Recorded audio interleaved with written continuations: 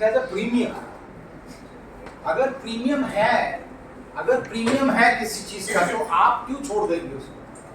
तो इसलिए जब आपको इसको हम लोग कहते हैं, बट उसको हम लोग बोलते हैं सांस्कृतिक पूंजी। एक थिंकर है फ्रांस के बोर्डियू, उन्होंने कहा सांस्कृतिक पूंजी। तो जाति कहीं ना कहीं उसको लोगों ने सांस्कृतिक पूंजी बना ली है। आप कहेंगे नहीं तब भी वो आपको डिविडेंड देती रहेगी। केवल आप सरनाम लगा लेंगे तब भी, और दूसरा सरनाम नहीं लगाएगा। अरे हमने कहा अरे फलाने का,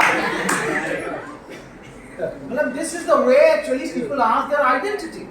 सो I think therefore if it has given somebody the premium, and if there is a deficit on the other, it will remain. So what we have to do, we have to empower those people who have the deficit. Then and then it can be reduced. Otherwise it will go on. But as you say कि sir कम हुआ है, वो actually क्या है ना, जाति को परिभाषित कैसे करें ये भी बड़ा दिक्कत वाली बात है। कोई लोग कहते हैं कि अगर हमारे बगल में बैठ गया तो जातिवाद खत्म हो गया।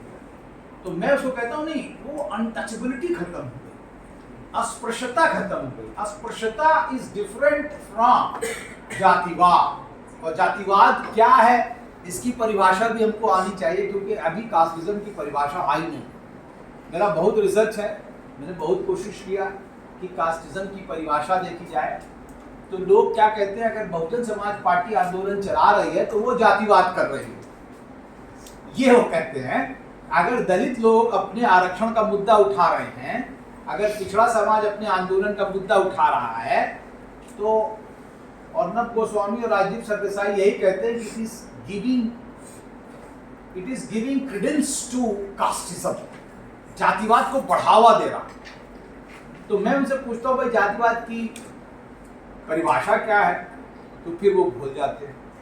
तो जातिवाद की परिभाषा सिंपल सी है, जाति अस्मिता के आधार पर जब एक समाज ये के प्रकारेण दूसरे समाज को सत्ता, संसाधन, शिक्षा की संस्थाओं से पृथक करता है तो वो जातिवाद। लेकिन अपने संविधान में प्रदत्त अधिकारों को अगर हम मान रहे हैं तो ये जातिवाद कैसे हो सकता है?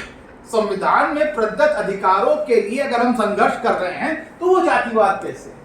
तो मुझे लगता है कि जातिवाद को हमें देखना चाहिए कि उसके तथ्य क्या हैं और उसके कैरेक्टरिस्टिक क्या हैं। तो मुझे लगता है कि अपने आप पता लग जाएगा who are the people who are practicing casteism, है ना? सर कुछ लोग कहते हैं जाति को जो कभी जाति नहीं, मुझे लगता है कि इस कमरे में सभी लोग बैठे हुए हैं, अब किसको पता कौन है? यहाँ तो कोई है, लेकिन जब सत्ता का निर्धारण होगा तब किसके पास सत्ता है ना? ये हमें देखना है। जातिवाद यहाँ तो कोई नहीं है, आप देखिए सब लोग आराम से बैठे। हम तो नहीं पूछे ना आपने पूछा, पता जरूर लगा लिया होगा, बात दूसरी है लेकिन पूछता नहीं है कोई। लेकिन उसके बावजूद मौन रूप में it gets implemented. That is what is casteism. That we have to think. Just इससे रिलेटेड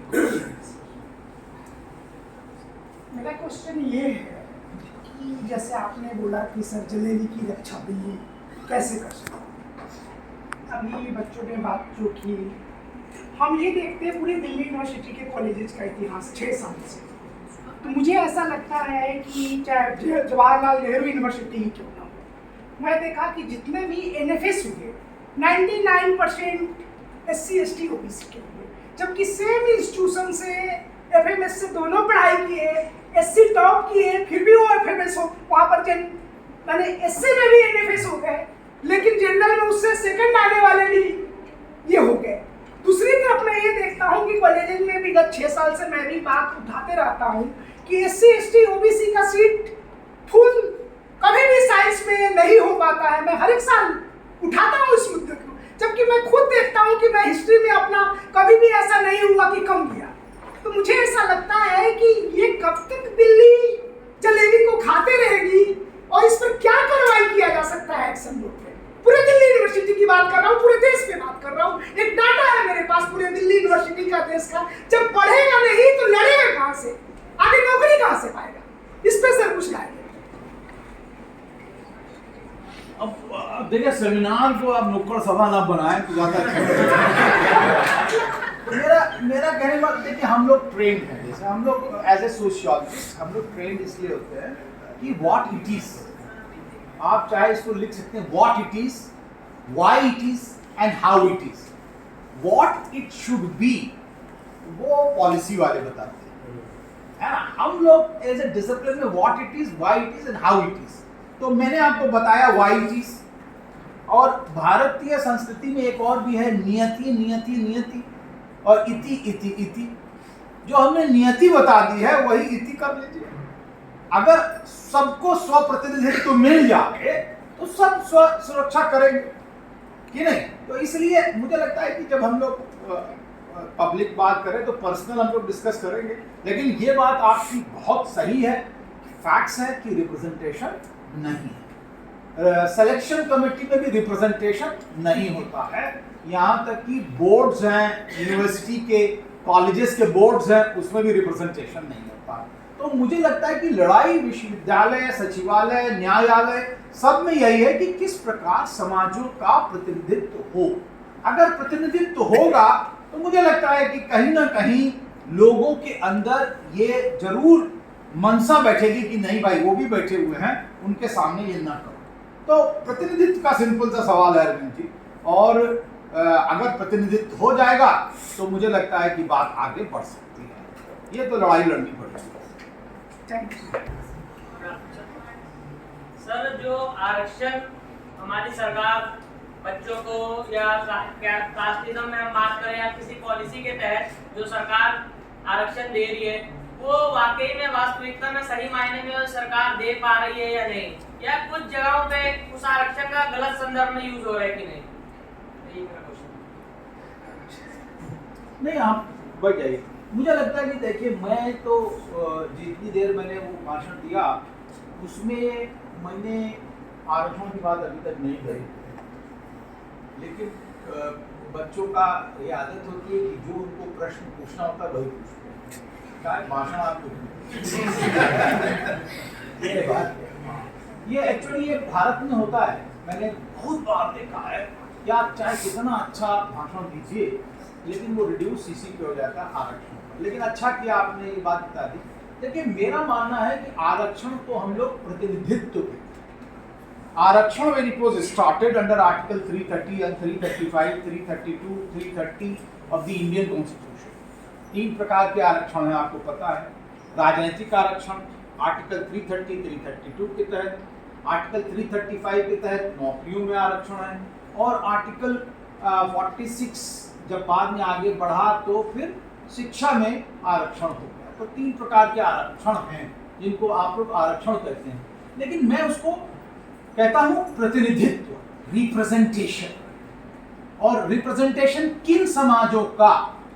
उन समाजों का जिनको सामाजिक संरचना के आधार पर सदियों नहीं शताब्दियों नहीं हजारों वर्षों तक बहिष्कृत रखा गया। उनको शिक्षा का अधिकार नहीं था, उनको संपत्ति का अधिकार नहीं था, इसलिए, और ना ही उनको राजनीति का अधिकार था। और इसलिए जब संविधान बना तो उसके अंदर ये बात की गई कि नहीं, इन समाजों को जो हजारों वर्षों से हटाए गए हैं, बाकायदा सोची समझी रणनीति के तहत, नहीं आप नहीं पढ़ सकते, जिभ्या काट ली जाएगी, आप नहीं सुन सकते, पिघला हुआ शीशा डाल दिया जाएगा, आपकी संपत्ति केवल जो है डांगर ही हो सकते हैं, आपका नाम गुदड़ू चिथड़ू पथड़ू ही हो सकता है, यहाँ तक कि आपकी संस्कृति भी नहीं, आप दक्षिण में बाहर रहेंगे, ये सब था। अब समाज ने कहा कि भाई हम इनको कैसे मुख्य धारा में लाएंगे, तो इसके लिए प्रतिनिधित्व बनाया गया कि इनको भी प्रतिनिधित्व दिए, क्योंकि हमने समानता घोषित कर दी प्रियम्बल में, लेकिन समानता तो थी नहीं, समानता तो समाज में थी नहीं, कुछ लोग आगे थे और कुछ लोग पीछे थे। अब उनको कैसे बराबर में लाया जाए, तो उनसे कहा कि अच्छा ठीक है, इनको आरक्षण दिया जाएगा तो ये बराबर में अब दौड़ेंगे, तब इक्वालिटी कहीं आ पाएगी। लेकिन साथियों, जब प्रतिनिधित्व हो गया तो लोगों ने कहा कि नहीं, ये तो जो है गरीबों को भी दिया जाना चाहिए। तो उसको उन्होंने क्या किया, भ्रांति फैला दी कि उसको गरीबी उन्मूलन कार्यक्रम बना दिया। आरक्षण गरीबी उन्मूलन कार्यक्रम नहीं है, आरक्षण राष्ट्र निर्माण की प्रक्रिया है।